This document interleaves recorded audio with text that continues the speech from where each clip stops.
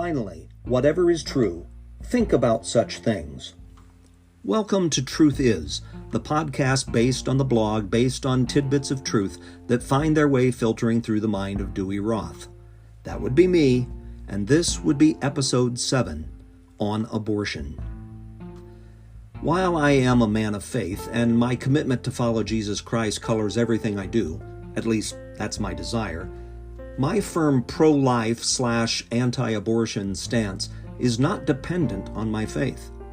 There are solid, scientific, quote-unquote secular reasons that convince me that the yet-to-be-born entity is indeed a human being, endowed with certain unalienable rights, and that among these are life, liberty, and the pursuit of happiness. And make no mistake about it, this is the only question that matters. Is it human? If your 5-year-old son comes up behind you with a paper bag in his hand and says, "Can I kill this?" wouldn't your first thought be, well, that depends on what it is?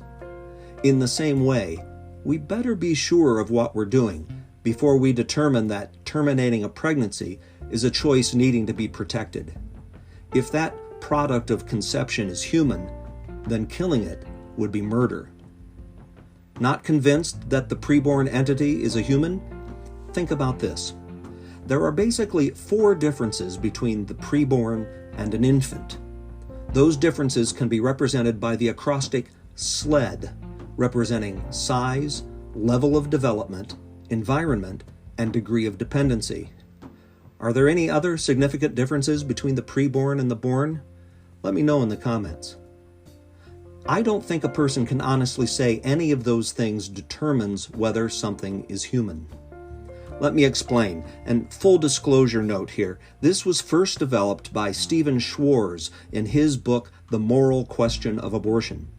This pro-life defense has since been adopted by prominent pro-life writers such as Francis Beckwith, Scott Klusendorf, and Stephen Wagner.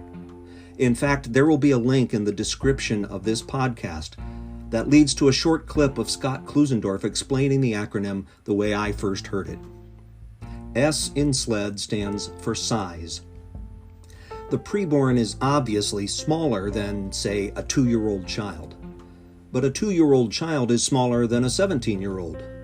Does that mean the 2-year-old is less human than the teenager? Most professional basketball players are taller than I am.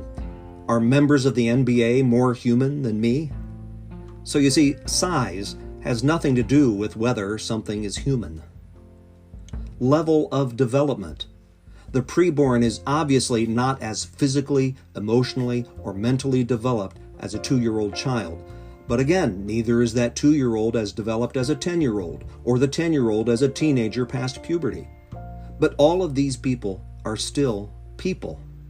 They are simply in different stages of their individual development.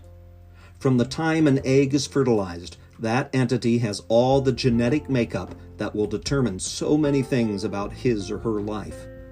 All that is needed is time and nourishment. And the same can be said for the toddler and the teen. Degree of development has nothing to do with whether something is human. Environment. The environment of the preborn is obviously different than the environment of those of us who have been born. But since when does our environment determine whether we are human? Am I more human when I am inside a house than when I am in my car? Does going from one store at the mall into another make a teenager more or less human than he or she was before changing location? It's silly to even ask the question. And D stands for degree of dependency. The preborn is obviously completely dependent on the pregnant woman for his or her well-being and nourishment. But so is the 3-month-old baby, and no one has attempted to argue that a 3-month-old is not a human being. So you see, talk about viability as determining when the fetus becomes a human is moot. Even a born human being, fully recognized as such, isn't independently viable for quite some time. I am more independent and self-reliant than my 10-year-old niece. Does that make me more human than she is? Some people are physically disabled and dependent on others to clothe and feed them. Some elderly people cannot take care of themselves, And yet, these people are no less human than you or me. Level of dependency has nothing to do with whether something is human. Notice that I have not appealed to the Bible. I have not threatened damnation for any who have a differing view. I'm just saying that this makes sense. This is logical. This isn't sign-toting screamers from either side. Truth is, I am pro-choice. I am in favor of giving every human a choice. You can find the Truth Is blog by going to almostthetruth.com, where you can also find my contact information and learn about the humor blog, Almost the Truth. Don't forget to rate, review, subscribe, like, share, and talk about Truth Is. Please, and thank you. My name is Dewey Roth. God bless us, everyone. Truth Is a production of Almost the Truth Communication Services.